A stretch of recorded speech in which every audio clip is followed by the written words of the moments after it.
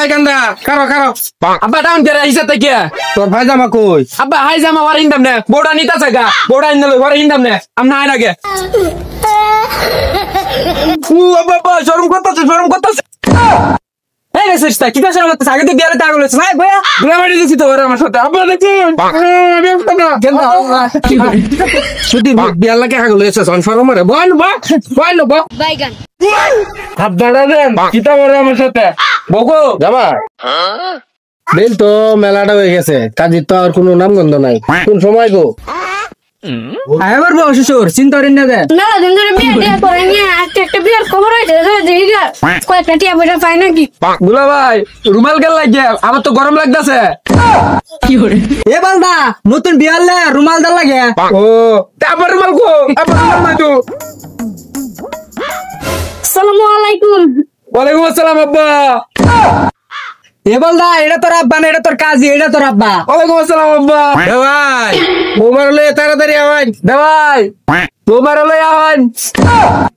এ বলদা এটা তোর বে না এটা তোর শ্বশুর ও দুলা ভাই আমার শ্বশুর বড়া লয়ে আয় কি করে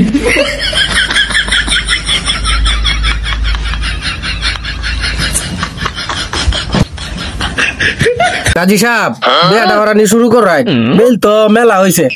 সলিমউদ্দিনের একমাত্র পুত্র রহিমউদ্দিনের সঙ্গে কাসু মিয়ার একমাত্র কন্যা মিমের সঙ্গে 2 টাকা ধার্য করিয়া 1 টাকা উসুল করিয়া বিবাহ সম্পূর্ণ করা হলো। বাবা তুমি কি এই বিয়েতে রাজি আছো? রাজি থাকলে বলো কবুল।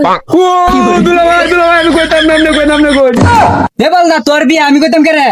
আব্বা আমি কইলতাম এ বলদা একটা কথা হইছে না বলদা আব্বা বকতাছে তুই এ কো দুলা ভাই আমি কইতাম আমার তো শরম করতেছে কবুল